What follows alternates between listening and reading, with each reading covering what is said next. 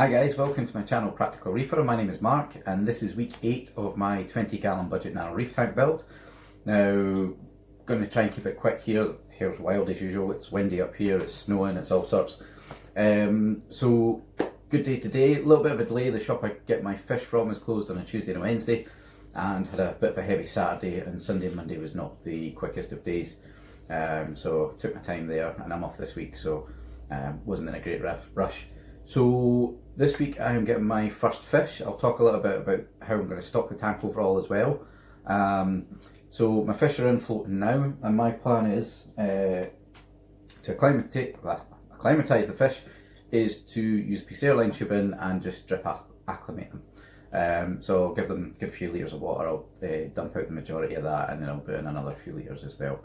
And then I'll need to top up the tank with whatever I've taken out, and I'll take the top off as well while I'm doing that, because it'll just keep filling the tank with RO water if I do that. So the plan for stocking the tank, I've got a few different fish that I'm looking to get, and I went to Nessie's lair today, which is where I'm going to be getting most of my fish, if not all. And the first couple of fish on the list, ideally was a couple of clownfish, possibly a Banggai cardinal.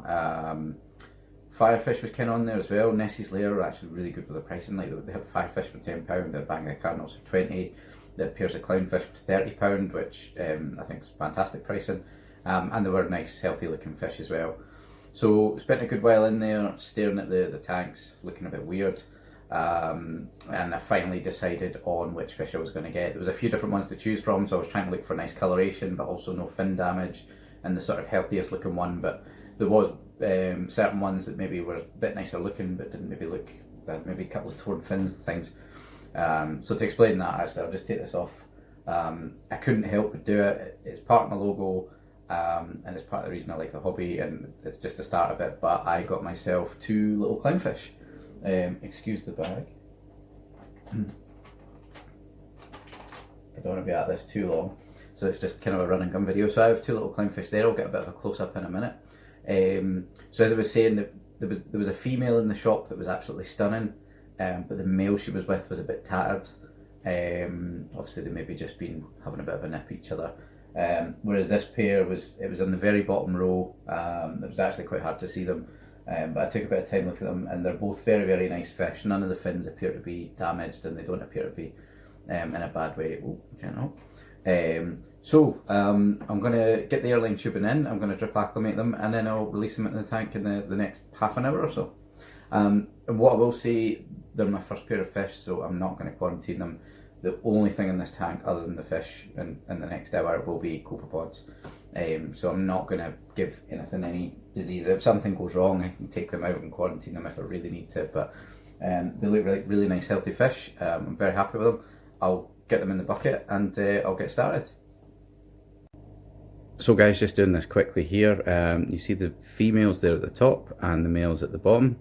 As you can see, the really nice colorations. A couple of little knocks in the fins, but they are in a very small tank in the shop. It's maybe about half the size of a shoebox, just they're kept in pairs. So there was a female that was ever so slightly nicer in one of the cubes, but overall this was the nicest pair I saw, and they didn't like splitting up pairs. I was going to get one fish, but they said they would only sell the clownfish in the pairs, or they preferred to. There was a single one, but it wasn't as good looking as these 2. And to be fair, given the size of them, they're very small, so I'm not worried about adding 2 fish at once into my 20 gallon. I've been cycling it and ghost feeding it and things. So let's get them in the bucket and we'll crack on. So guys, I've raised the bucket up a little bit. I will just remove, very simply, my auto top off. I've got the tube in here. It is probably far too long. Let's just have a look. What I'll try and do is make sure it's well into the water. I'll try and pin it with it, and then that's probably enough. Overdo it a little bit, just so I can pop the knot in.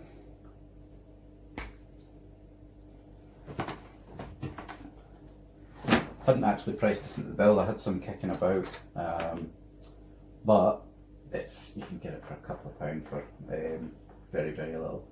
I wonder if I can just enough. I'll go, do is try and go down as far as I can, just so. Still wants to fall out, does it?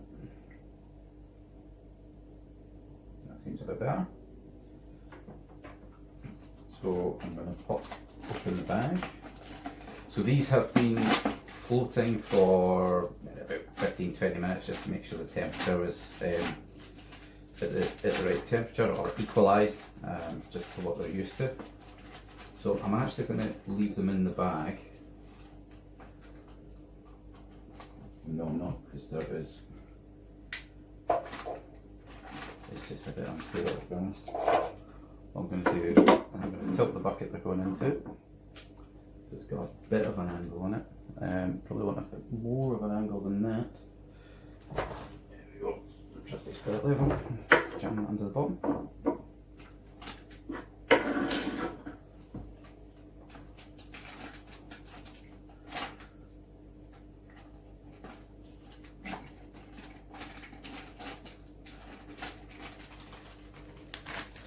And for now, that's them into the bucket.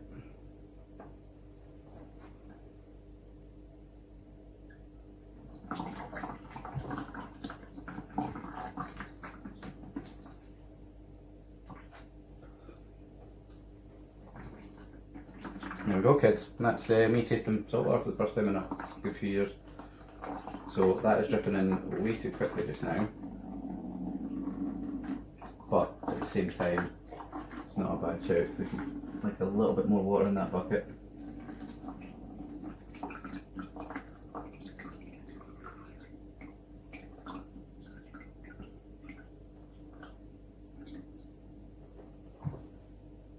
Not well. It's a little bit quicker than that, but there we go. It's just dripping away. I'll pop that in there so it's not disturbing them too much. What I'll actually do, it'll be perfect, is I can tuck that in the hook for the handle. Salty. Excuse the hair, it is still wild. I'm in between growing it and shaving it off. So there we go, the clownfish are just in there, they're settling away. I'll leave that for 10-15 minutes. I'll come back, I'll probably dump out the majority of that water and then I'll do it again and I'll top up the tank. But be interesting to see how the clownfish do with the copepods. It might be a bit of a massacre, they might eat loads of them. But I'll feed them as well and see how we got on. And that's dripping in there. They're actually coming up towards the drip. I'll show you them in the bucket just now. So there we go, guys, that's them in the bucket. They're not excited about life right now, but not too bad. They're just swimming about. There's a little bit of flow there coming off the tube. You can see it just, maybe get a better view. You can see it wicking down there, so it's not too bad. I'll actually just lift it off, see what kind of drip rate we've got. It's a fair drip rate, but I think as well, I'm a fan of not leaving things like this too long. You know, it won't be a shock to them, but I don't want to sit them there for, you know, half an hour, an hour. Some people drip acclimate over a couple of hours, which I think is quite a long time to be doing it. You know, it's better to get them into a nice tank where they can hide and settle, and you know, they're not building up ammonia and things like that, and just get on with it sometimes a little bit. You know, I think there is such a thing as too long for me, and the temperature will start to drop as well in a bucket without a heater. So when you get into a couple of hours, I think that is too much for me. I think I hope to have this done within half an hour. But we'll come back in maybe 20 minutes, guys, and I'll have done this another time and we'll see how we get on. So guys, well the fish are in my bucket here, acclimatising away. A few things about getting my first fish now. I know Nessie's Lair have quite a good quarantine procedure. They spend a couple of weeks in a sort of a sheltered area, the shop, where it's all copper treatments and things like that. So they're treated that way.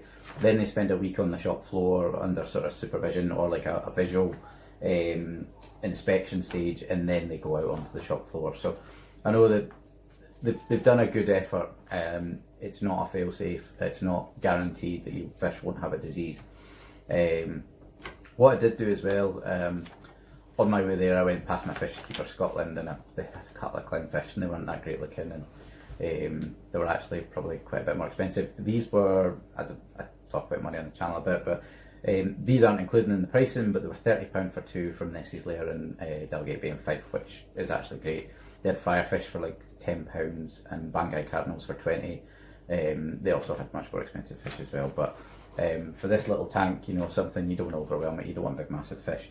So what I would say when you're getting your first fish, now there's been a long time since I've acclimatised a fish to go in a reef tank, so I've had to look this up myself, and this is kind of where I've gone in the middle ground. I'm not using a quarantine tank because of my first two fish. I'm still not inclined to do it with the next couple, because at most I'm going to have 4 or 5 fish in this. So very worst case, I'm not going to have massive stock losses. However, I do not want to lose any fish, regardless, you know, their lives. They don't deserve to die because I've made a mistake. However, I'm going to a decent quality supplier. You know, I'll change out the water. I do drip I'll do drip acclimations. You know, refresh the water. I'll look for healthy fish. I've seen a few videos on YouTube where people are on the fence on it, because you can still lose fish in quarantine as well, and that may be because you've got a bare bones tank that you just kind of set up last minute, or you know, you should have maybe keep it running while you're doing that, but it has its difficulties and it's not the perfect environment. So in terms of the fish's stress level, popping them straight into the tank once they've been acclimatized to the water parameters is probably the least stressful option for the fish, which is kind of where I'm leading to. I do have 2 30-litre containers, which are actually priced into the build as well for sort of water changes and stuff, and there's buckets. And you know, there's 2 hanging back filters there if you really wanted to take one of those off and put it on a container for a week or a couple of weeks while you did that. That's an option. So you could still do that. And so I'll get that there. Just be gentle. So what I'll do now, guys, I'm going to actually pour a lot of this water out, and then I'll let it fill up a little bit more again, just so there's little to nothing, and then I'll use a net to pop them in the tank. So I'll show you that in just a second. So guys, we're just sorting out another bucket there and treating myself to a little drink of fresh water to get the salt, taste the salt out of my mouth. Excuse that earlier, it was a bad move. Now, I would say as well, with the tubing, a lot of people do say, oh, be very, very careful when you do this, because the tubing will fall one way or the other. So I've been sat here while I've been doing it, but also I cut it more than long enough so it's near enough at the bottom of the tank, so there's a bit of weight of tubing there, and the bucket is only just below the level of the tank by maybe 6 inches. So I'm not going to worry about clipping it on here. So there's about 2 litres of water in the bucket now, so I'm going to tip out most of that, just enough that the fish can stay in, and I'll pop my spirit level under one edge of the bucket just to give it a tilt, so there's enough depth for the fish to stay in. And then once I do that, I'll let it fill up a bit more, and then I'll use a net to just catch them and drop them back in. But I'll do that just now. So yeah, there's a good couple of litres of water there. They only gave me a very little amount of water in the bag, just enough. You'll have seen it there. There's maybe like a few hundred mils, so at least probably about 90% of that water's now gone, and so that, you know, there's maybe a little bit in there. So I'll let that go in, and then when I do catch the fish, I'll be catching them with a net, so none of the water will go into the tank. And we'll do that, but we'll do that in a few minutes, and let's see them swimming about.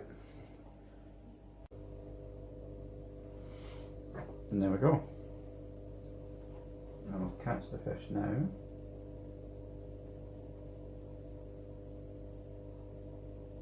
Come on.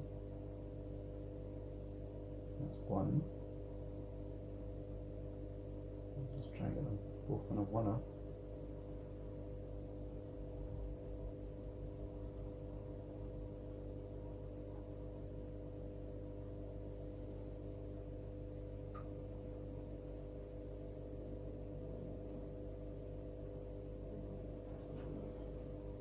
That's them in the net there, quite happy away, and let's just pop them in.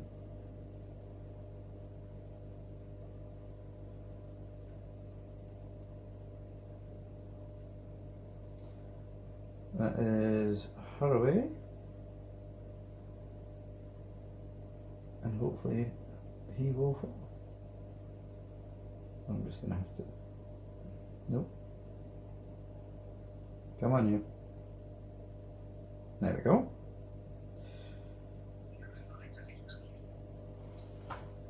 And there we go, guys. That is my first two fish, my clownfish. Names are yet to be decided. They seem reasonably okay. I'm just having a little investigate around the rockwork. Don't know how glare. Oh, there's not too much glare on there. But yeah, there we go. I have just popped in some fresh natural seawater I collected today. So there'll be a bit of fight in there. But yeah, they seem quite happy, just having a little swim about. Probably a bit stressed from being caught this morning or this afternoon, driven back from Nessie's lair, and then spent half an hour in a black bucket with me peering over it every now and again and water dripping in. But yeah, I think they seem to be quite interesting. They've got plenty of spaces to hide, so they've got that back wall there and the caves and things, so they're sticking together anyway as well, which is quite nice. So guys, there they are. I was filming on the tripod there very far back, but they are picking quite a nice little spot. They have been coming up to the front when my hand's been on the glass, but that's them there. Absolutely cracking colour. Fantastic pair of fish. Very, very happy with them. So next week, or in a few days now, because I'm a bit later on this video, I'm going to be looking at the lighting for the tank. So again, it is a budget option, kind of the way the whole tank is, but it should more than do the job. I've seen a lot of stories about it. It's one of these things where it's going to be a bit of a test. Oh, she's having a little nibble. There's a lot of people using it, there's a lot of chat about it, and there's a lot of advice on how to use it, but I've not seen huge amounts of documented evidence. So I'm going to try it, and I'll see how we go. And as I was saying earlier, I was talking about the dark on the bottom of his pectoral. Oh, here he comes. Oh, they are quite friendly. This is the camera's just pushed up against the glass here, so I'm struggling to track them a bit. Yeah, they're not fussed. They're probably going to get fed in the next 5-10 minutes. I might not wait an hour. They seem quite interested. But yeah, so guys, we'll talk about the lighting next week. Sorry, I'm getting distracted by following my fish around the tank. This is why I bought one. And there's so much more to it as well. It's not just the fish, but I'll sit and watch these for a good while. Oh, here he comes again. So he's joining. Yeah, they're only a few inches away from the glass there. Excuse once you come away from the glass, you get all the glare. Oh, just you stop being mean. So yeah, we'll cover lighting next week. Sorry for my distractions there. This is going to be me for the next hour probably. Might go and get myself a drink of juice and a cake and sit and watch my fish, which is exactly why I bought a tank. Very, very happy with the colours. Excuse the photography here. Once I come away, it starts to glare. That's them having a bit of an explore now. But yeah, we'll cover lighting next week. I hope you enjoyed the video. I'm looking for names. Harry and Sally might be the top of my list, although they'd already met before I got involved. Excuse the crappy video. There we go. But yeah, we'll see how we go, and I'll catch you all next time. I hope you enjoyed the videos, guys. Give me a little like and subscribe, and I'll catch up with you next time.